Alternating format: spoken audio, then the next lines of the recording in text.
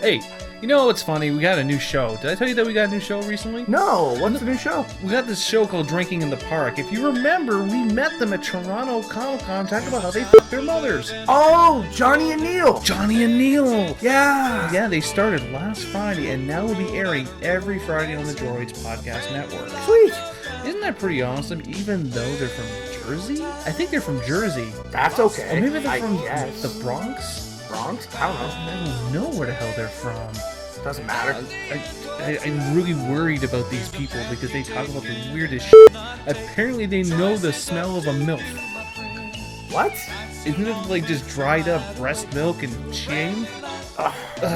So for further episodes, check us out at droidscanada.com and also go to their website, Neil and John, to get more podcasts. Oh shit! Droids Canada Podcast.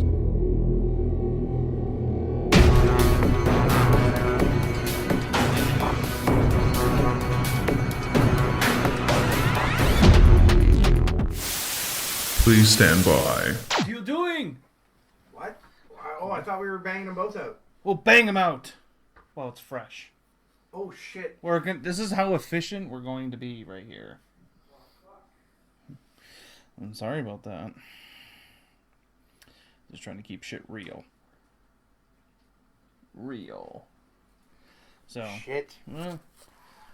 So, anyways.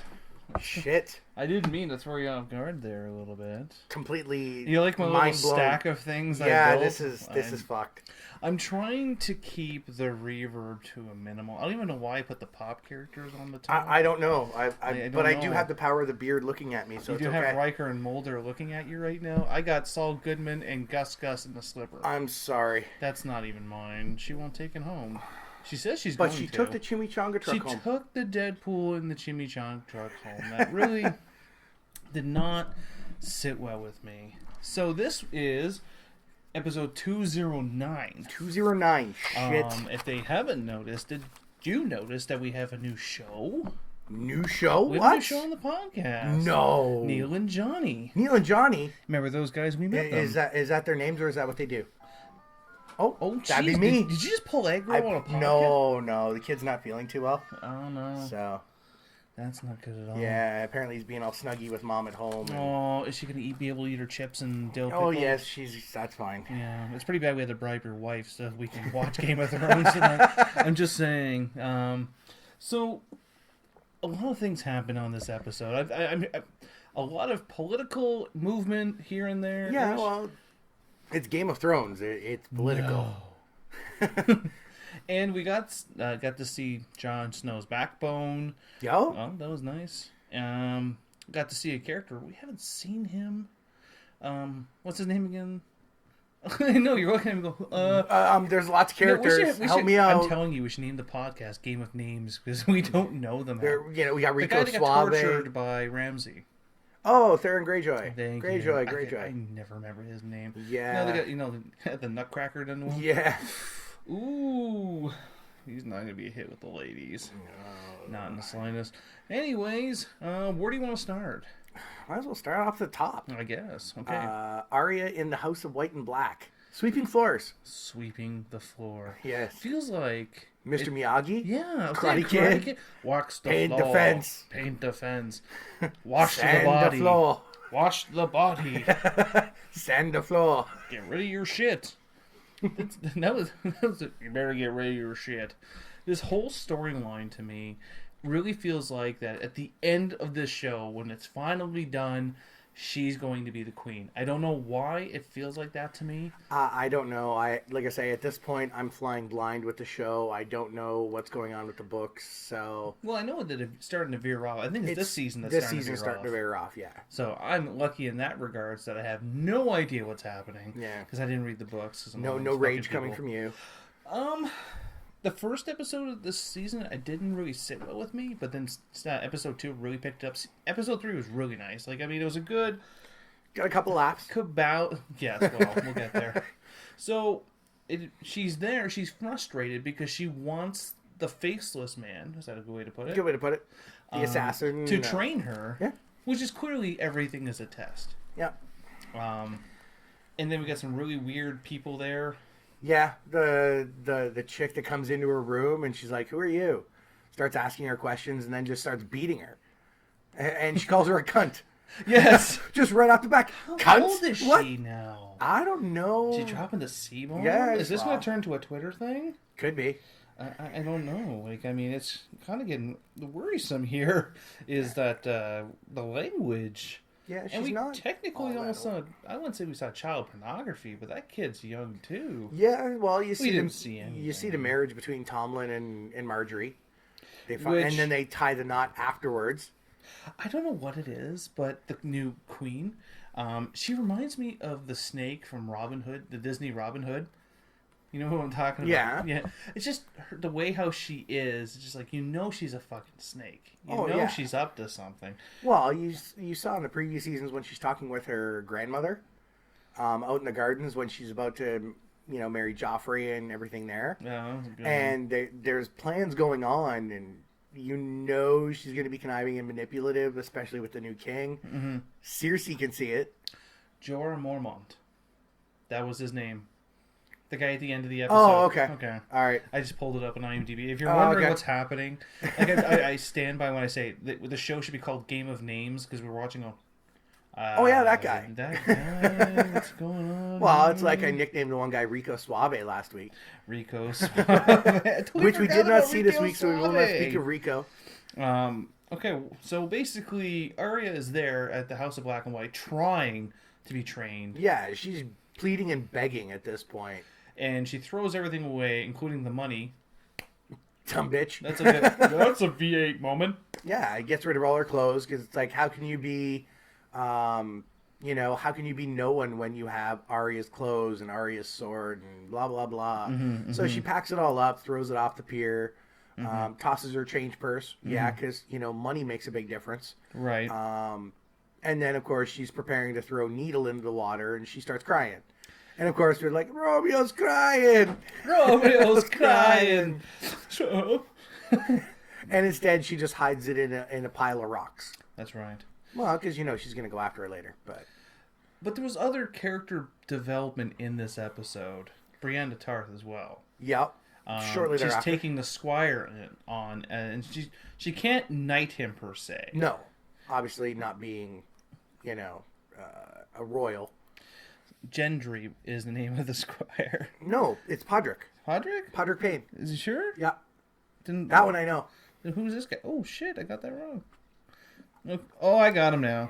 Well, he looks different because the photos from 2012, so he kind of looks very young. Yeah, it's Oh my Podrick God. Payne. We should hire someone just to tell us names. And you get a little bit of backstory about Brienne as well. Well, yeah. Talking about when she was, when Renly took her under his wing. Right. When she was young, because she's a big bitch. Yeah. She terrifies the shit out of me. She'd be a wild fuck, I think. But I mean, she'd break you in half. That's fine. Fine with you, I'm Does it sure. look like I'm complaining here. Probably not. I play Russian roulette every night that the girlfriend comes over. She is a soulless ginger. Oh yes, we haven't even got there yet. Yes, we will get there. Haven't yes, got there yet. But yeah, she basically agrees to train Podrick, twice a day, as they kind of get up and then as they make camp, blah blah blah. Right. But it's all about it's her backstory and why she is the way she is, because everyone kind of made fun of her, poked fun at her, Brienne the beauty, just big joke between everybody else. Right. And I don't know, just her telling the story scares me. Just you can see the emotion just rise up in her. I'm like, shit, I would hate to see this broad on her period. Like, she just fucking scares the crap out of me. You know what? She's so much of a dude, she probably doesn't get a period. Too real? I thought you might like that. What's next? Jon Snow. Actually, wait. No, Littlefinger, actually. Okay, this guy is really getting underneath my fucking skin. It's Littlefinger and the Boltons. Clearly, and as soon as everything's coming together, he basically tells Sansa Stark, if I'm correct, that you should marry him. You should marry Ramsay. Well, yeah, she realizes that she's going to get married off to Ramsay Bolton. Well, she gets Winterfell back in the long run. Yes, because they obviously slaughtered everyone in Winterfell. She's all upset because these people killed her family, and, that kind of sucks. But he turns it around, as Littlefinger always does. He's a little bit of a snake. Everyone knows it, except for the people that deal with him, of course. It's like, really? There's just something about him that just irritates me. Yeah. Maybe He's the weasel in the background. And he basically convinces her, says, okay, you know what? That's fine. I get that you're mad, and you don't want to do this, and I'm not going to make you do anything. But if you do, you'll be able to avenge your family and everything later. So it's like, just bide your time. Yeah. That shit always shut your hole, know your role for now. Yeah, shut your pie hole for now. I don't know how that's going to go. So, and then you're like, he's got to be getting something out of this. He's not that type of person to be like, do know the goodness of my heart. And you kind of catch that towards the end too, when he gets the message from Cersei, and the Boltons are even concerned. It's like, well, you've been given a title, and you're getting messages from her, and you're trying to undermine them up here. Like, what's going on? He's right. like, oh, here we go again. Jesus H. Christ, can't take you anywhere. Oh my, yeah. All right. And no, it's all good. Okay. Yeah, no. Like I said, the kid's not feeling too well. Oh wow, he's already out cold. Oh wow. He's usually not in bed this early. She gets a free night. She gets a free night away from both boys. That's not necessarily a bad thing. Yeah. Well, she can have her chips and dip. Okay. Next. But yeah, like I say, you see it later on with him and that message from Cersei, and then at that point he's like, well, I'm going to need to borrow one of your birds. And he's like, well, I'm going to want to read the reply. So he just, do you blame him at this point? No, he knows. Like, obviously he knows Littlefinger and what he's capable of. So he's just being sure. That's all. I wouldn't blame him at this point. Like, I mean, Littlefinger has not exactly had the best track record and people trusting him. Like, Sansa Stark thought, he's finding a way for me to get away from all this. Ba-ba-bum. You're going to marry the dickhead that's clearly crazy. I mean, there's no other way to put it. Because he skinned people because they wouldn't pay their taxes. Didn't want to pay their taxes. So he took literally the current lord and skinned him in front of his family. And the new lord, after said skinning, paid his taxes. Jesus Christ. That was a pretty sick scene. I won't lie. Yeah, it was a little gruesome. Well, it's nothing new with Game of Thrones. I mean, what do you expect with this guy? This guy is clearly not in the right mind. You've seen it last season. I think it was last season was his introduction. I think it was season 3, actually. And you can see this guy is not all there. He's not all there. You got the one guy there who is basically a ghost now compared to previous episodes. He's like the dog, per se. Yeah, he's basically a lapdog. Pretty much. Like, I mean, after everything that's happened to him, he's kind of fucked up. That's kind of the nice way to put it. And next, I believe, is Jon Snow. You are correct, sir. Back at the wall. And he's speaking with Stannis about his offer. And he politely refuses to march with him. Basically, just stating that he took his oath and he's standing by it. Head of the Night's Watch, Lord Commander now. And at that point, he's like, I gave my oath to the Night's Watch. So far, that's it. That's what I'm doing. And it goes back to my point that I was making, is that Stanislaw, is that his name? Stannis, sorry, I get him mixed up. Stanislaw, no. Close, but he's not Russian. He could be Russian. He could be Russian. Oh, yes, not Russia. Fucking the Russians. The Russians. I didn't see any airplanes today. Oh, fuck. Ranger's not here to defend yourself, sir. The Russians, they're everywhere. How do you know they're Russian? Planes said Smirnoff. For Mother Russia, huh? Anyways, let's go clear cut a city for the Olympics. No, the right hand of Stannis. Yeah. Which I'm kind of looking up his name right now. Yeah. I own the guy that can't read. Yeah.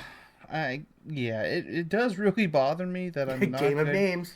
The Game of Names. That might be the name of the episode. Game of Names. Game of Names. Bird, well, who are you? Bird is the word. Bird. Bird is the word. I can't find it. I'm looking. Oh, Davos. Davos Seaworth. Great name. Ooh. Shit. Did you know Hodor is not in this season? I did, actually. Not I did even read that. Billed. Neither was the Hound. Well, yeah. Like I said, I say he's dead. His leg is broken. I say he's dead. Shut up, he's dead. Anyways, moving on. That's why he's not billed. But yeah, Davos actually even tries to reinforce Stannis's idea of him going. He gets the little squire to cite off different lines of the oath. And well, this if you anything will sound to your being if you say it in the correct context. Yeah, he takes the last part of it, and it's like, the shield of defender or something. Yeah, I don't remember the exact words, but he's basically saying, yeah, and you're hiding up here when you should be defending the realm and the king. Well, and that kind of made Jon Snow go from his very firm stance to, wait a minute. You can see it in his face when he got up and walked out. He's like, wait a minute.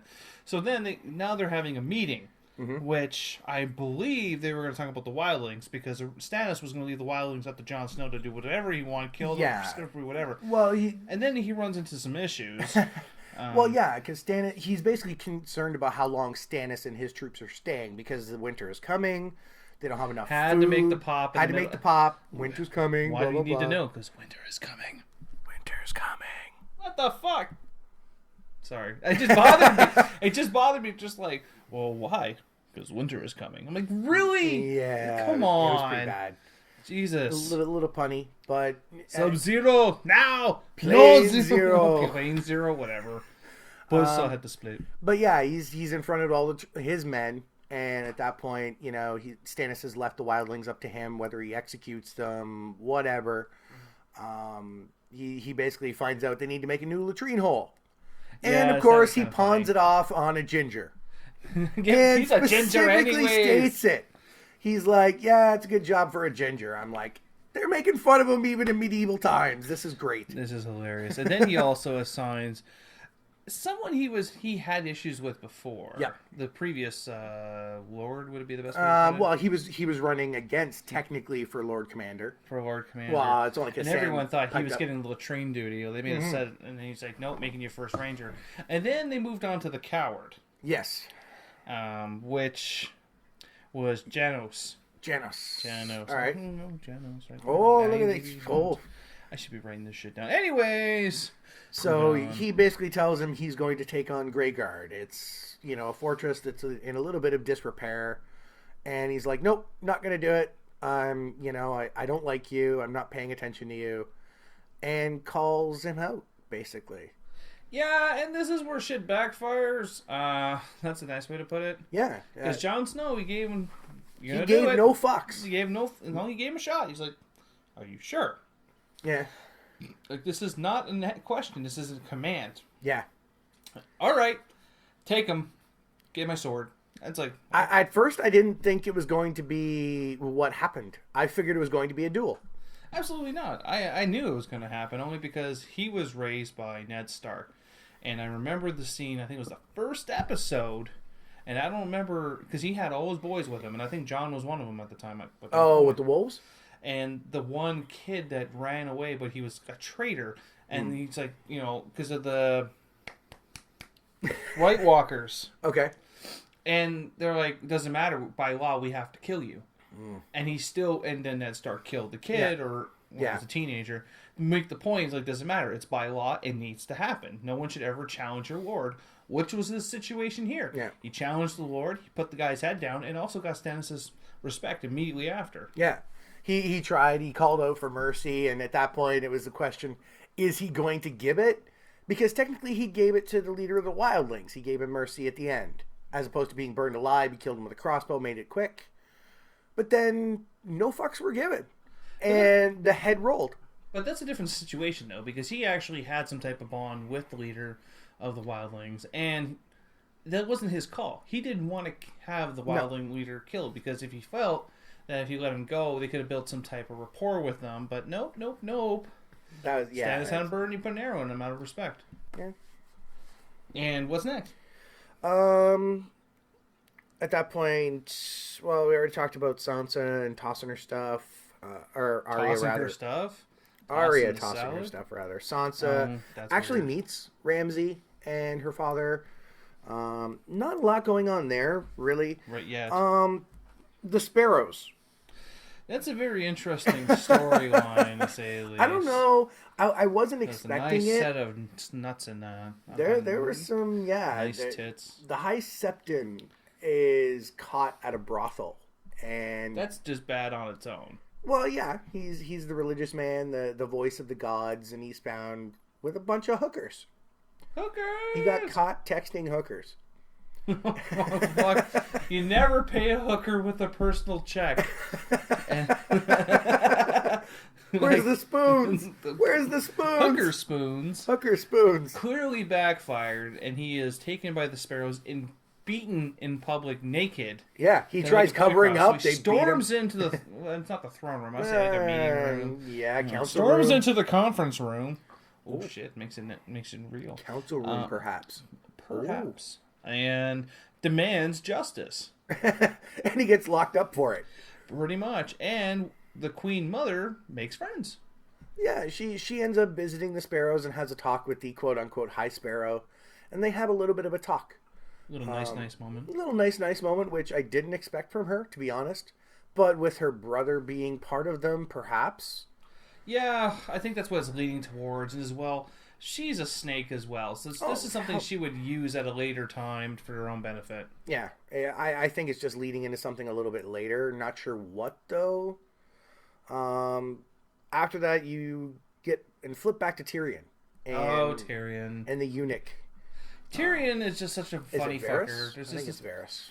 I think that's his name. I don't remember. Oh, the eunuch? The eunuch, yeah. Eunuch? I miss my family. I miss my nads. Yeah, they flip back because they're continuing their journey to go meet the Queen of Dragons. Yeah. And Tyrion just couldn't take it anymore. He's stir crazy in his carriage, and he's like, I gotta get out. I gotta get out. Do you blame him at this point? Like, I mean, Do you want to look at that face anymore? Fuck. God, guy doesn't even have a dick. Yeah. Balls. How do you pee? I think Peter Dinklage really makes this show, and I'm going to reinforce the comment I made during the episode, is if there was no Peter Dinklage, I don't think Game of Thrones would have gotten to the level. It would have been still good. I just don't think that the show would have been as good. Like, was this role like written specifically for him? It or really feels what? like he just fell into this role, and he's just running with it. There's no other way to put it, because everything he's done as this character just works. It's like he cannot do any wrong, because he's just a midget that gets drunk and fucks whores. Yeah. And we totally need to find a con with him, and we need to get a picture of what, him being drunk and fucking a whore. Sure. On my wall. My parents might be pissed about that. Who is that? Just a midget. Ignore it. Can we put him on our shoulders? After today, I officially officially have seen a midget pee. We'll get the picture. We'll put him on our shoulders. Oh God. We are the champions. Really, he's not even billed anywhere. I'm like still digging for him, unless he actually has a picture of him wearing hair and it just doesn't look right. It's possible. It's possible. Anyways, so he gets out and they see another red priest. And we noticed the connection. It's the same actress as Maceo's wife from Arrow, and she's also the broad from the Wolverine, which you probably didn't even see. No, I didn't. Oh, the one. Did she play Lady Deathstrike? No. Oh, okay. She played the one that found Wolverine to take him to meet the guy that was dying, that needed his regeneration powers. Oh, I don't know. She was in a couple things. For some reason, I want to say she was little Miho in Sin City. Deemed to Kill for, not the first one. I didn't see the second one either. Yes, you did. We went to the movies together to watch. No, I did not, sir. You can check that podcast. I was not there, fucker. Who did I go with?